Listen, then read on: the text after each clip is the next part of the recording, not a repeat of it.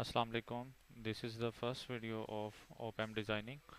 और इस वीडियो में हम कोशिश करेंगे कि ऑपरेशनल एम्पलीफायर को कवर करें, स्पेशली डिज़ाइनिंग के एस्पेक्ट से, और डिज़ाइनिंग के हवाले से लोगों को क्या क्या इश्यूज आते हैं और आपने किन चीज़ों का ख्याल रखना है। इसमें सबसे पहले हम लेके चलेंगे डिफरेंशियल पेयर को, और फिर इंशाल्लाह कवर करेंगे मिलर कंपनसेटेड टू स्टेज जो आपका ओपैम्प है उसकी डिज़ाइनिंग को। सो सबसे पहले तो आपका स्ट्रक्चर जो है आपने वो फाइनल करना है कि आप पीमोस बेस जो है वो आपकी इनपुट होगी या एनमोस बेस, क्योंकि दो तरह के स्ट्रक्चर आपके पास एग्जिस्ट करते हैं। एक स्ट्रक्चर ये है जिसमें आपका एनमोस पेयर जो है इसके ऊपर आपकी इनपुट आ रही है, और एक स्ट्रक्चर दूसरा होता है जिसमें पीमोस के ऊपर आपकी इनपुट आ रही होती है और उसके ऊपर सॉरी एनमोस पे इनपुट आ रही होती है और उसके ऊपर पीमोस जो है एक्टिव लोड लगा होता है। तो ये आप अपनी एप्लीकेशन को देखते हुए स्ट्रक्चर फाइनल करेंगे। स्ट्रक्चर वेल नोन है, आपको गूगल में कहीं से भी मिल जाता है।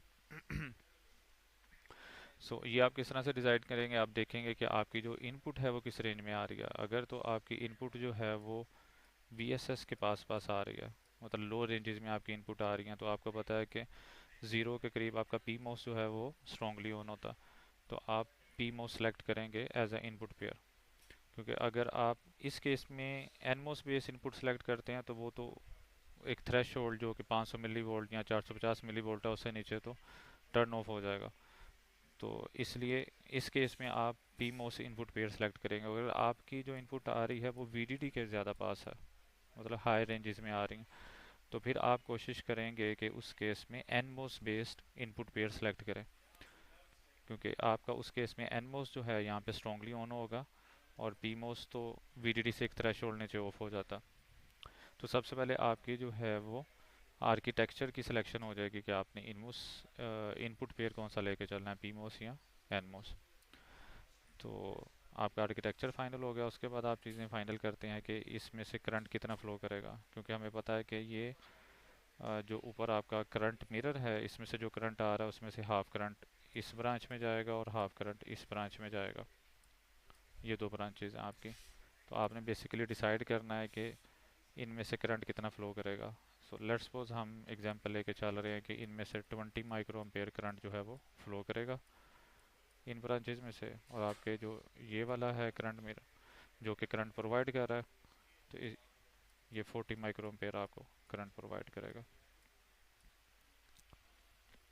तो अब आपने जो है इन ट्रांजिस्टर की साइजिंग फाइंड करनी है इस तरीके से कि जो इतना करंट भी प्रोवाइड कर सकें और सैचुरेशन भी रहे। आपने ये मेक श्योर भी करना है कि ये ट्रांजिस्टर सैचुरेशन में रहे। एक और चीज़ जिसका आपने ख्याल रखना है कि आपका VDS क्या होगा इन ट्रांजिस्टर्स का, उसकी सिलेक्शन भी आप यहीं से लेके चलेंगे। लेट्स सपोज अगर कोई कहता है कि आपके पास, अगर देखा जाए यहाँ से लेके नीचे तक 3 ट्रांजिस्टर्स आ रहे हैं VDD से VSS के पाथ में, तो अगर कोई लेट्स सपोज 400 मिली वोल्ट का VDS सेलेक्ट करता, तो क्या होगा कि आपका 400 400 400, तो 1.2 वोल्ट तो VDS का ड्रॉप है, तो आपकी आउटपुट स्विंग बहुत लिमिट हो जाएगी। और इसके मुकाबले में अगर कोई 100 मिली वोल्ट का VDS सेलेक्ट करता, तो अब आपकी जो है वो आउटपुट स्विंग जो है वो आपको ज़्यादा मिलेगी, आउटपुट के ऊपर उसका मार्जिन ज़्यादा हो जाएगा। तो आप एक ये चीज़ भी आप अभी से डिसाइड करके चलते हैं कि आपको आउटपुट पे स्विंग ज़्यादा चाहिए, तो आप जो है वो VDS 100 मिली वोल्ट या 200 मिली वोल्ट जितना आपको रिक्वायर्ड है उस हिसाब से चलेंगे।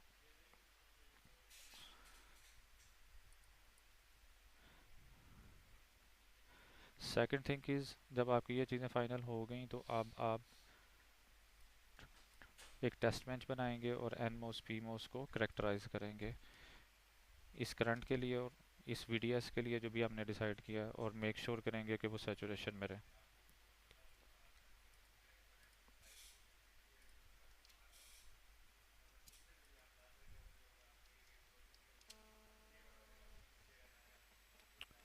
ओके जी, ये आपका करेक्टराइजेशन का टेस्ट बेंच आ गया, जिसमें आप एक NMOS और PMOS लगा लेंगे इस तरह से, और DC सोर्सेज लगा लेंगे। ये आपका VGS का सोर्स हो गया, इसको नाम VGS दे दें, इसको VDS, और इसी तरह आप PMOS का भी लगा लेंगे। अब हम इसका VDS वर्सेस ID का जो है वो कर्व वो प्लॉट कराएंगे।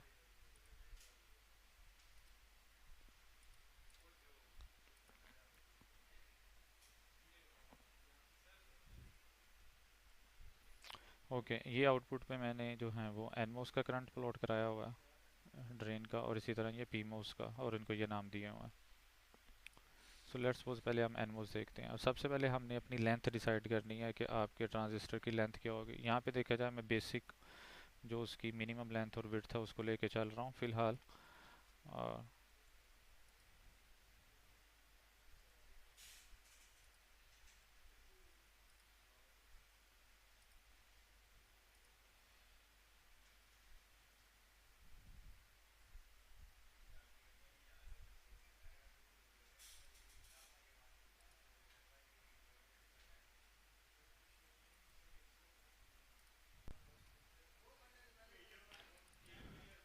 ओके जी, यहाँ पे आके हम वेरिएबल सेलेक्ट कर लेंगे।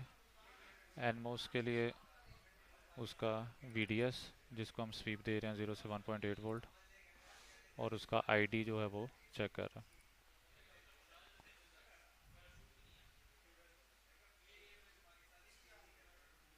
तो आपके पास इस तरह का कर्व आएगा, एक VDS ओवर ID का। और यहाँ पे देखें ट्रांजिस्टर यहाँ से सैचुरेशन में जा रहा है, लेकिन उसमें एक चैनल लेंथ मॉड्यूलेशन इफेक्ट आ रहा है।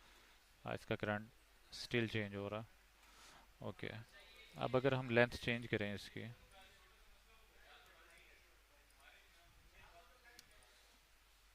अब हम इसकी लेंथ मिनिमम से 2 टाइम्स कर देते हैं। लेट्स गो 360 ना।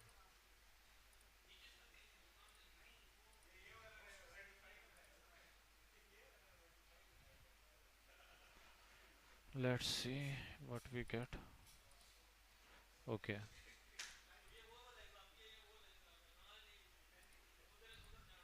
ओके, अब यहाँ पे देखें, अब आपका चैनल लेंथ मॉड्यूलेशन का इफेक्ट जो है वो उतना सीवियर नहीं है जिस तरह पहले था। तो अब आप जो है वो इसमें एक चीज़ ये भी ज़हन में रखें कि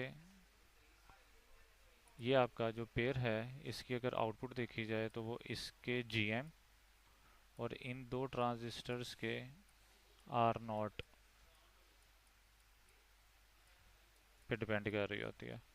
और R0 देखा जाए तो वो आपको यहाँ से नज़र आएगा कि इसकी R0 ज़्यादा इसके मुकाबले में। तो अगर आप लेंथ इंक्रीज़ कर रहे हैं तो आपकी R0 ज़्यादा हो रही है, आपको गेन भी ज़्यादा मिलेगी।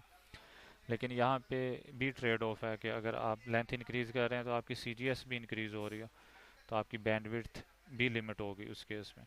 तो सबसे पहले आप इन चीज़ों को ज़हन में रखते हुए अपनी एक लेंथ जो है वो डिसाइड कर लेंगे। लेट्स सपोज अब ये लेंथ फाइनल कर ली, मैं इसी लेंथ पे लेके चलता हूँ 360 पे। अब मैंने वो विड्थ फाइंड करनी है जिसके ऊपर ये सैचुरेशन में रहे, 20 माइक्रो एम्पेयर करंट इसमें से गुजरे, और इसका VDS लेट्स सपोज मैं 100 मिली वोल्ट लेके जा रहा हूँ, 100 मिली वोल्ट ही रहे।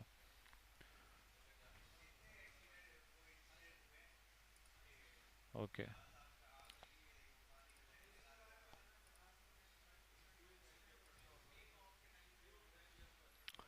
उसके लिए हम इसको पैरामीट्रिक स्वीप देंगे एक।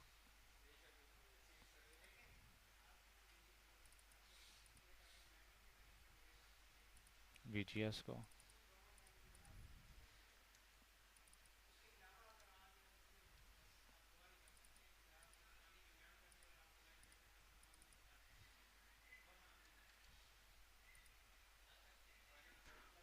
और इसको रन कर देते हैं।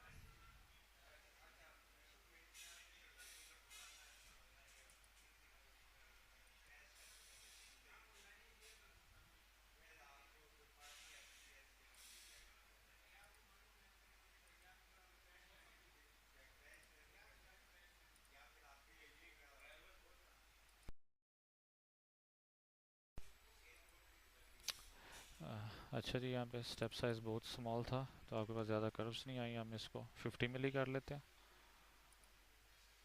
और let's see, wait for results.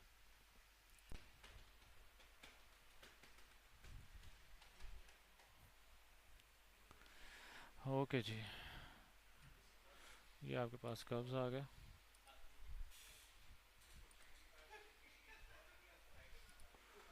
अच्छा जी। अब आपके पास ये डिफरेंट वीजीएस के ऊपर वीडीएस और आईडी के कर्व्स हैं। ये है जी 1.4 वीजीएस के ऊपर, लाइक ये है जी 1.36, 1.38। और अब हम स्टार्टिंग में डिसाइड करके चले थे कि हमारा वीडीएस जो है वो 100 मिली वोल्ट होना चाहिए, तो मैं 100 मिली वोल्ट के ऊपर एक वर्टिकल लाइन लगा लेते हैं।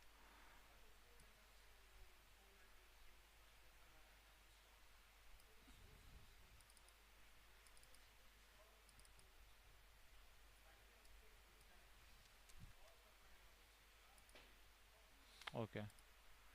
अब इनमें से ये वाली कर्व्स देखी जाएं तो ये सारे ट्रांजिस्टर्स सैचुरेशन में नहीं है, तो ये वाले कैंडिडेट तो वैसे ही निकल जाएंगे आपके यहाँ से। इनको हम डिलीट कर देते हैं।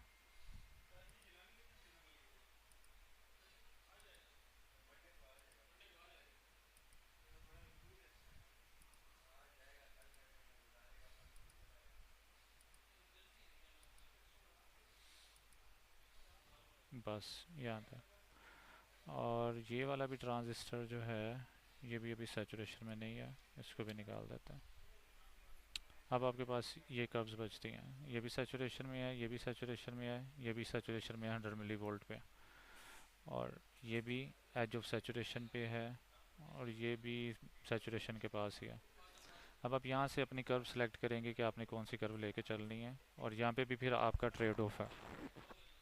लेट्स सपोज अगर आप ये वाली कर्व चूज़ करते हैं, अब ये है तो सैचुरेशन में, इस चीज़ में प्रॉब्लम नहीं आएगी, लेकिन इसमें करंट देखें इस टाइम पे कितना है, 466 नैनो एम्पेयर, और हमारा टारगेट करंट है 20 माइक्रो एम्पेयर। तो उसके लिए जब आप इसकी विड्थ इंक्रीज़ करके उस करंट पे जाएंगे तो साइज़ काफ़ी बड़ा हो जाएगा। साइज़ ज़्यादा बड़ा होगा, अगेन आपकी सीरीएस बड़ी होगी, अगेन आपको बैंडविड्थ पे कंप्रोमाइज़ करना पड़ेगा। ठीक। उसकी बजाय अगर मैं ये कर्व लेके चलूँ जो कि एज ऑफ सैचुरेशन पे है, इसमें से 2 माइक्रो एम्पेयर करंट गुजर रहा है, तो इसके लिए 20 माइक्रो एम्पेयर फाइंड करने के लिए मुझे विड्थ जो है एक मॉडरेट विड्थ आएगी। तो ये सिलेक्शन भी अगेन आपकी अपनी है। सो लेट्स सपोज ये वाला कर्व चूज़ करते हैं।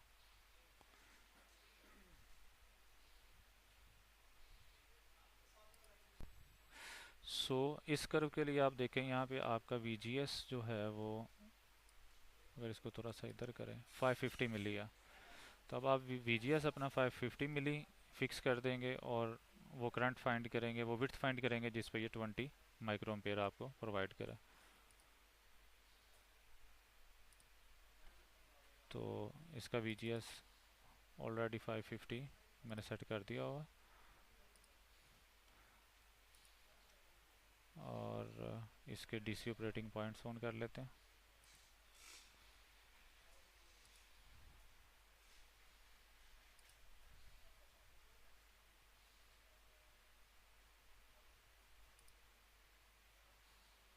ठीक है, और इसका रीजन भी ऑन करवा लेते हैं।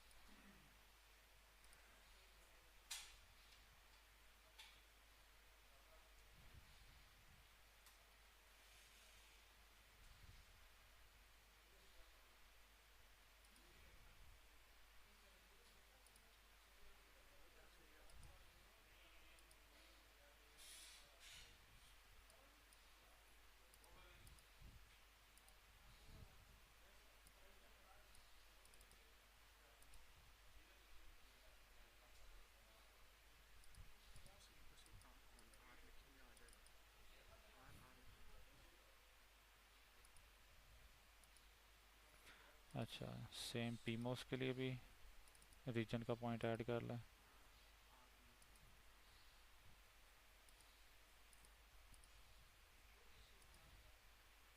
ओके जी, तो इसका रीजन भी अब ऑन है। Let's now increase its size 5 micro.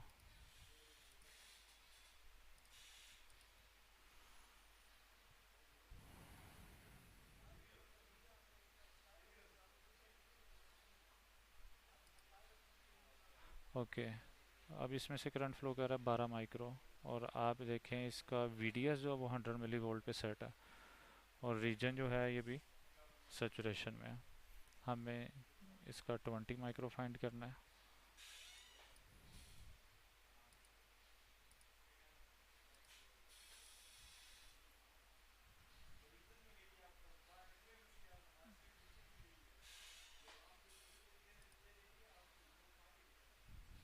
So it's almost 20 micro current जो आपको 8 माइक्रो पर मिला। इसी तरह आप पी मॉस को भी करेक्टराइज करेंगे और उसकी साइजिंग फाइंड कर लेंगे।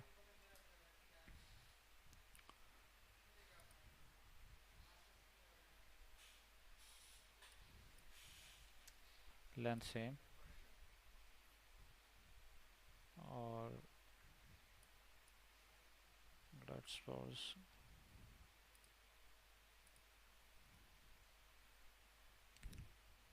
इसके भी उसी तरह से आप बाकी स्टेप्स करेंगे, जिसमें आप यहाँ से एन मॉस की बजाय फिर पी मॉस का करंट प्लॉट कराएंगे और वी एस जी को स्वीप देंगे और V S T versus I D का ग्राफ देखेंगे, और वहाँ से फिर आप सेलेक्ट करेंगे कि इसका जो है वी जी एस का कौन सा कर्व आपने सेलेक्ट करना है। सेम सारे वही स्टेप्स हैं जो एन मॉस के लिए हैं, तो मैं वो पहले परफॉर्म कर चुका हूँ। और यहाँ से मैं वी एस सी का कर्व फाइंड कर चुका हूँ जो 550 मिली के लिए मैंने वो कर्व सेलेक्ट किया था, जो 100 millivolt V D S इसका देगा। तो यहाँ पे ये मुझे करंट प्रोवाइड कर रहा है 1.5 माइक्रो। ओके,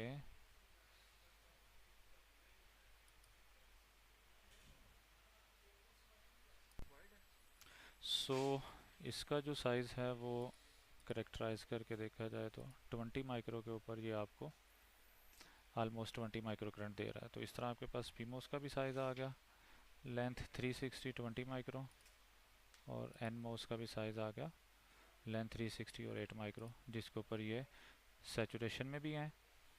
100 मिली वोल्ट का वीडीएस भी सेट हो गया इसका, और करंट भी वो जो हमें रिक्वायर्ड था। तो अब हम जो है वो अपना पी मोस बेस्ड डिफरेंशियल पेयर बनाते हैं इन्हीं साइजेस पे, जो कि ये स्ट्रक्चर है।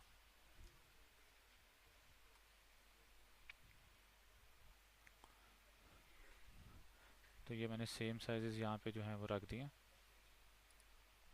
पी मोस के लिए वही जो उधर से फाइंड किए थे 20 माइक्रो 360 लेंथ, और एन मोस के लिए 8 माइक्रो 360 लेंथ। और चूंकि इस पी मोस ने इससे डबल करंट प्रोवाइड करना है तो इसका साइज़ उससे डबल हो जाएगा, और इसी तरह ये करंट मिरर आ जाएगा 40 माइक्रो का। अच्छा, ये आप कैसे सेलेक्ट करेंगे कि पॉजिटिव किस साइड पे आएगी पिन और नेगेटिव किस साइड पे आएगी? उसके लिए आप सिंपल सा एक टेस्ट करें।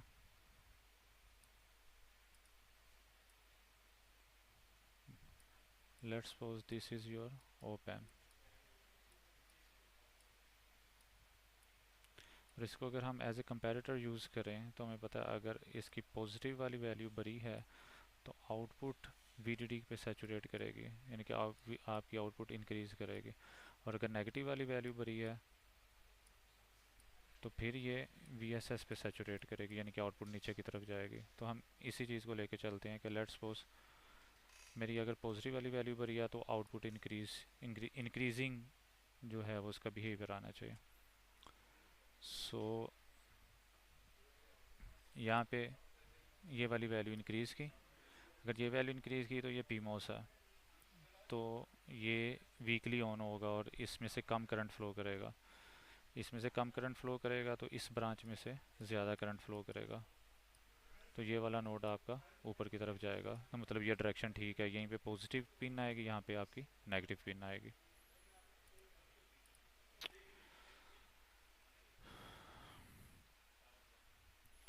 तो इसे अब हम चेक कर लेते हैं।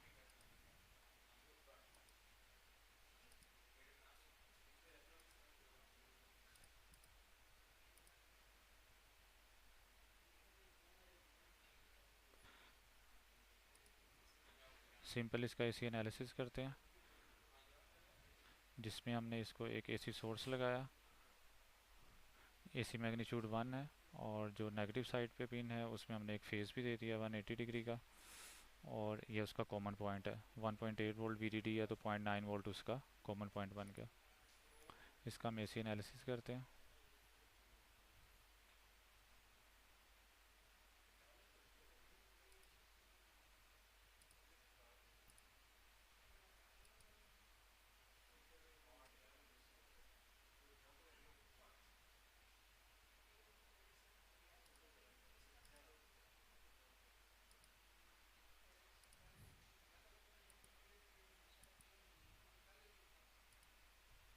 ओके,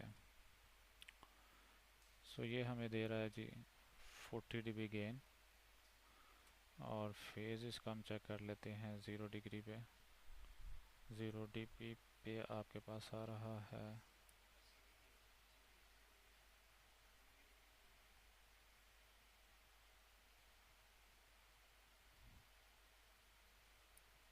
ओके जी अराउंड 58 डिग्री, जो कि एक मॉडरेट फेज़ है। तो आपका ओपैम स्टेबल है, उसका फेज़ ठीक है, और गेन 40 dB है। अब बाकी पैरामीटर्स भी देख लेते हैं इसके हम, specially regions.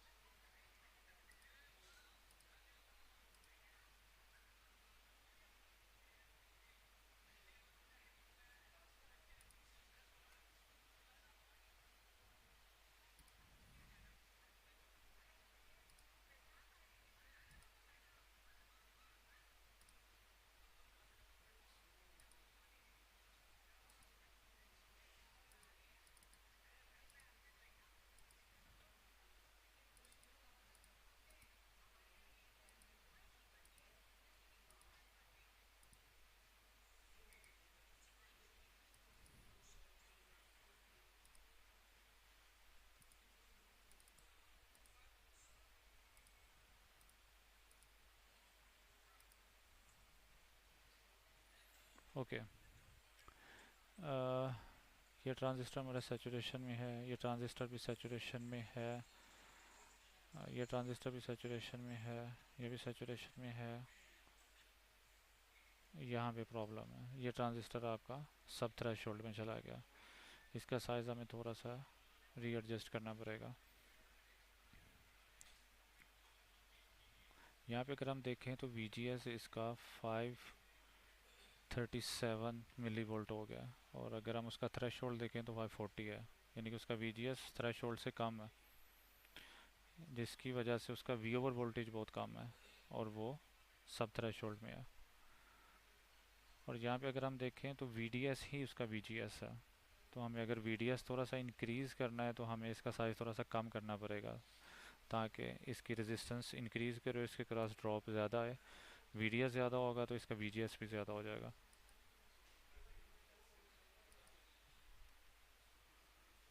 So let's try at 7 micro.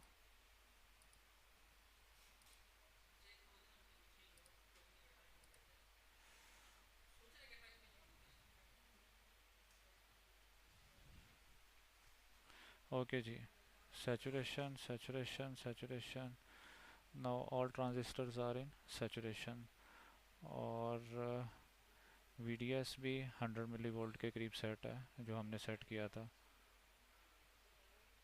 Okay, अब अगेन हम इसका गेन और फेज चेक कर लेते हैं।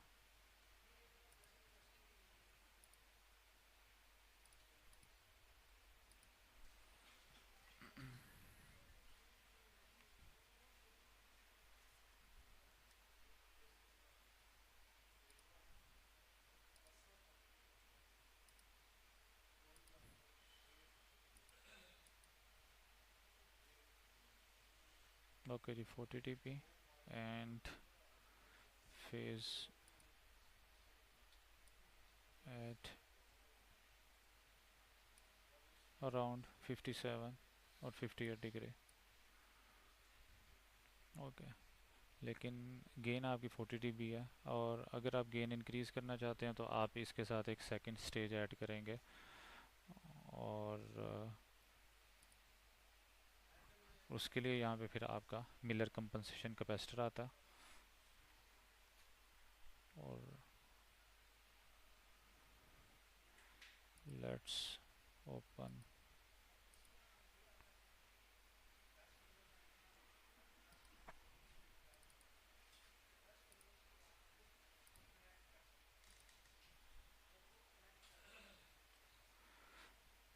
ओके जी, ये आपकी वही फर्स्ट स्टेज है जो आपने डिज़ाइन की थी, और आपने उसके साथ एक सेकंड स्टेज ऐड किया और मिलर कंपनसेशन कैपेसिटर जो है वो ऐड किया।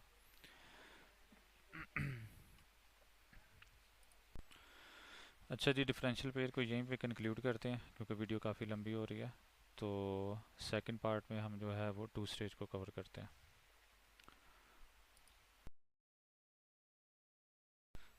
अस्सलाम वालेकुम जी, this is the second part of opamp designing. पिछले पार्ट में हमने जो है वो डिफरेंशियल पेयर जो है उसको डिज़ाइन किया था। इस पार्ट में हम जो है वो Miller compensation two stage op amp की डिज़ाइनिंग को देखेंगे। तो ओके, लेट्स स्टार्ट।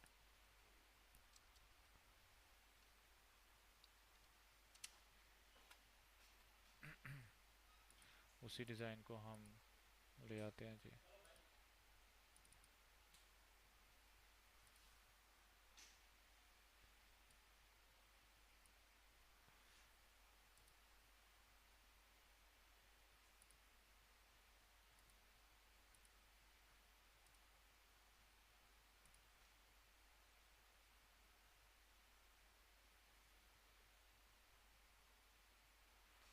ओके, अब ये हमारा जो है वो डिफरेंशियल पेयर था। इसके आगे हमने सेकंड स्टेज ऐड करनी है। सेकंड स्टेज ऐड करने के लिए आप जो है नॉर्मली जो पीमोस लगेगा आपका वो इस ट्रांजिस्टर का 5 to 6 टाइम, और यूजुअली लोग 10 टाइम्स भी लगाते होते हैं। डिपेंड करता है कि आपको स्लीव रेट क्या चाहिए उसके मुताबिक। तो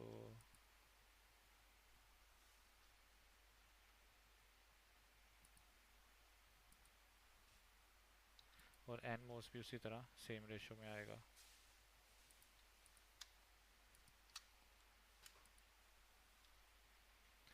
ये हमारा 20 माइक्रो है तो हम इसको 6 टाइम्स कर लेते हैं, 120 माइक्रो हो जाएगा। और इसको भी 6 टाइम्स कर लेते हैं तो ये 42 माइक्रो हो जाएगा।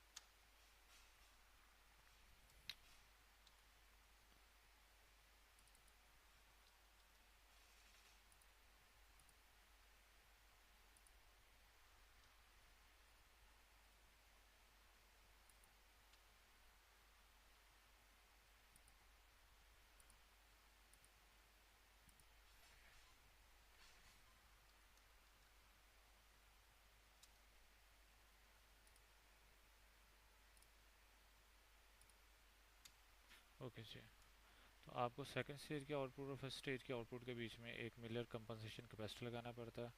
और इसकी वैल्यू भी आप डिसाइड करेंगे कि अगर तो बहुत बड़ी है तो अगेन आपकी बैंडविड्थ के ऊपर इफेक्ट आएगा। तो हम इनिशियली अराउंड 500 फेमटो 600 फेमटो इसकी वैल्यू लेके चलते हैं।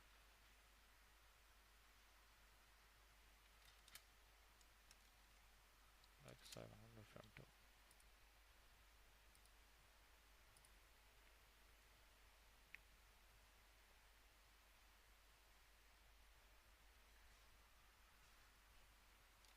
क्योंकि ये कैपेसिटर जो है आपका ज़ीरो इंट्रोड्यूस करवाएगा और फेज़ जो है वो आपका ख़राब होने से बचाएगा। तो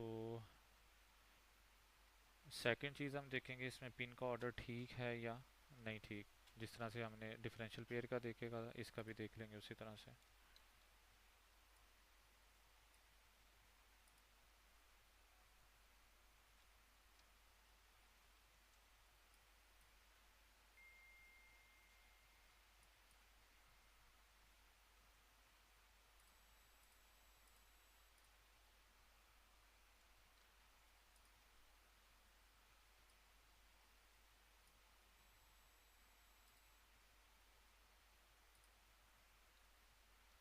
ओके, सो लेट्स सी। ये पॉजिटिव नोड अगर ऊपर की तरफ जाता है तो ये ट्रांजिस्टर आपका वीकली टर्न होगा, ऑन होगा और यहाँ से करंट आपका कम गुजरेगा। और इस ट्रांजिस्टर उस टाइम पे करंट ज़्यादा गुजरेगा तो ये वाला नोड आपका अप जाएगा। अगर ये वाला नोड अप जा रहा है तो ये ट्रांजिस्टर आपका स्ट्रांगली ऑन होगा, ये वाला एनमोस। तो आपका वीएसएस का करंट जो है वो ज़्यादा पास करेगा तो ये नोड नीचे की तरफ जाएगा। तो ये आपका ऑपोजिट ऑपरेशन हो गया कि आपका पॉजिटिव नोड ऊपर की तरफ जा रहा है लेकिन आपकी आउटपुट जो है वो वीएसएस की तरफ जा रही है। तो इसलिए हमें इनकी पिन्स जो हैं स्वैप करनी पड़ेंगी। तो जब भी हम डिफरेंशियल पेयर से टू स्टेज ओपन बनाते हैं, अगली स्टेज ऐड करते हैं, तो हमें इनकी जो पिन्स की पोजीशंस है वो आपस में स्वैप करनी पड़ती है।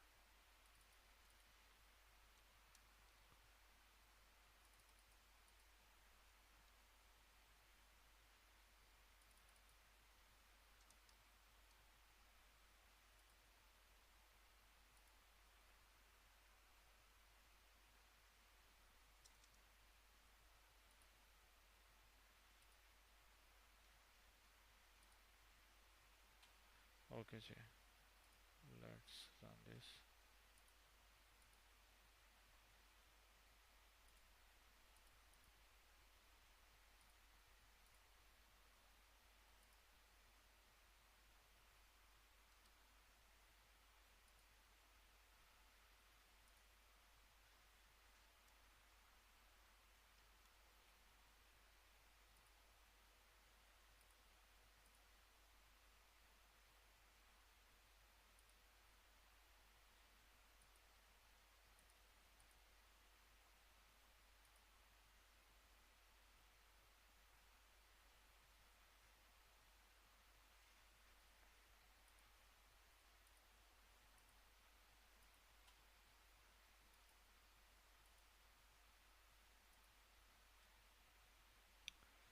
ओके, अब आपके पास जो गेन है वो 77 dB आ रही है और पहले आपकी गेन जो थी 40 dB थी।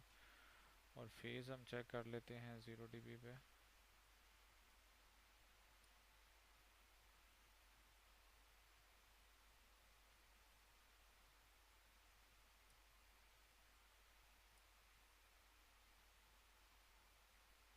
फेज़ आपका 57 डिग्री का।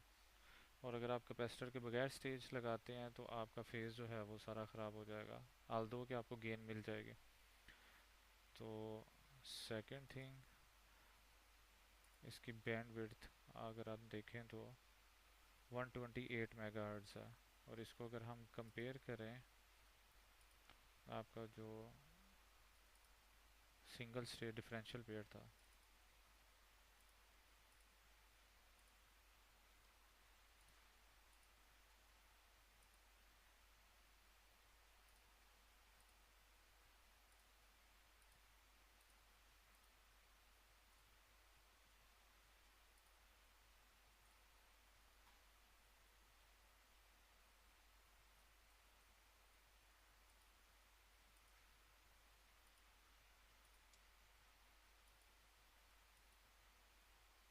ओके,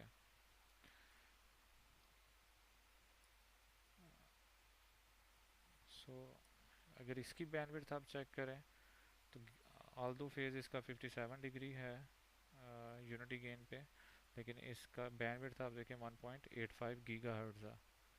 तो ऑब्वियसली आपने गेन इम्प्रूव की है तो आपका बैंडविड्थ कम हुई है। सेकंड, आपने जो मिलर कंपनसेशन का कैपेसिटर ऐड किया उसकी वजह से भी आपकी बैंडविड्थ रिड्यूस हुई है। अच्छा, यहाँ पे तो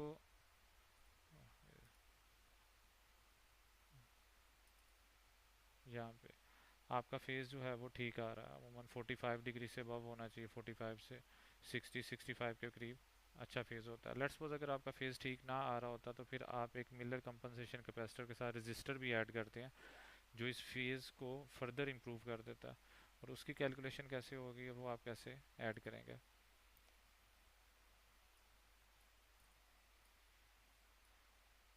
सिंपली लेट्स सपोज ये आपका अगर फेज़ आ रहा जो 180 डिग्री से स्टार्ट हुआ, तो हमें पता है कि जो फर्स्ट पोल की लोकेशन है P1, लेट्स सपोज अगर यहाँ पे फर्स्ट पोल है आपका, तो 45 डिग्री इससे पहले डिके आएगा, 45 डिग्री इसके बाद डिके आता है फर्स्ट पोल के बाद। और यहाँ पे आपका फेज़ 135 रह जाएगा और यहाँ पे 90। तो हमने पोजीशन देखनी होती सेकंड पोल की, लेट्स सपोज वो यहाँ पे कहीं पे सेकंड पोल आ रहा है आपका P2, तो 45 डिग्री इस सेकंड पोल से पहले डिके आएगा तो आपका फेज़ रह जाएगा 45 डिग्री। तो 45 डिग्री वाला जो पॉइंट है उसके ऊपर आपका सेकंड पोल पूरा होगा अगर आपका फेज़ 180 से स्टार्ट हो रहा है। तो अगर तो ज़ीरो से स्टार्ट हो रहा है तो फिर वो -135 के ऊपर होगा। तो आपने उस पॉइंट के ऊपर फ्रीक्वेंसी नोट कर लेनी है एफ़ कि किस फ्रीक्वेंसी पे ये पोल पड़ा हुआ है। और फिर हमें पता है 1/2 pi R C is equal to frequency of second pole. Frequency आपको यहाँ से निकल आएगी, सी की वैल्यू आपने मिलर कंपनसेशन कैपेसिटर लगाया हुआ है तो यहाँ से आपकी आर की वैल्यू निकल आएगी, और जो इस पॉइंट पे एक ज़ीरो ऐड कर देगी और आपका फेज़ थोड़ा सा इम्प्रूव हो जाएगा।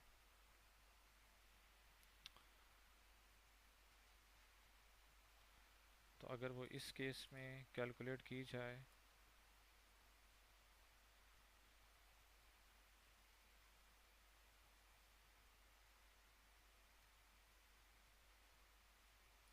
फोर्टी फाइव डिग्री पे आपकी फ्रीक्वेंसी है 183 मेगाहर्ट्ज़, और इसके साथ अगर आप रजिस्टर कैलकुलेट करें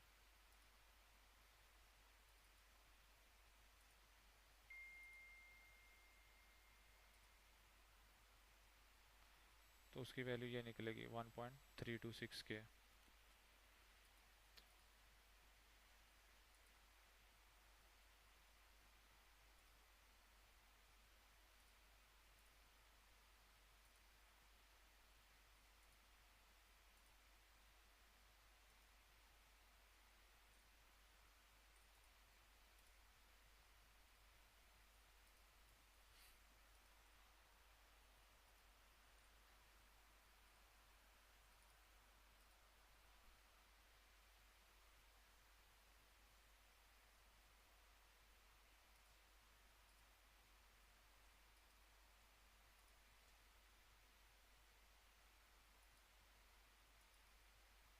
ओके, तो अब गेन देखें आपकी उसी तरह से 75 डिग्री डीबी है, लेकिन आप ये देखें आपके फेज़ का रिस्पॉन्स जो है इस ज़ीरो के आने की वजह से ये थोड़ा सा फ्लैट हो गया। और अगर अब हम चेक करें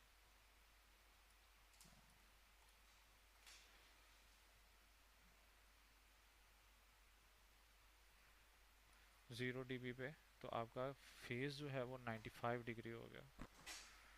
तो अगर तो आप सेकंड स्टेज लगाते हैं और उसके साथ मिलर कंपनसेशन कैपेसिटर ऐड करते हैं और उसके बाद आपका फेज़ ठीक रहता है, मतलब जिस रेंज में आना चाहिए 45 से अबव 60-65 के पास, तो फिर आपको ये रजिस्टर लगाने की ज़रूरत नहीं है। लेकिन अगर आपको किसी वजह से आपका फेज़ ठीक नहीं आ रहा और उसको इम्प्रूव करने की ज़रूरत पड़ती है तो फिर आप ये रजिस्टर लगाएंगे और उसकी वैल्यू आप इस तरह से कैलकुलेट करेंगे आपके सेकंड पोल की पोजीशन, जो कि अगर 180 से स्टार्ट हो रहा है फेज़ तो 45 डिग्री पे बनेगी, और वहाँ से वो फ्रीक्वेंसी रखें यहाँ पे सी आपको पता है आपने लगाया हुआ है, तो वहाँ से आर की वैल्यू निकल आएगी, आप वो लगाएंगे तो आपका फेज़ जो है वो इम्प्रूव कर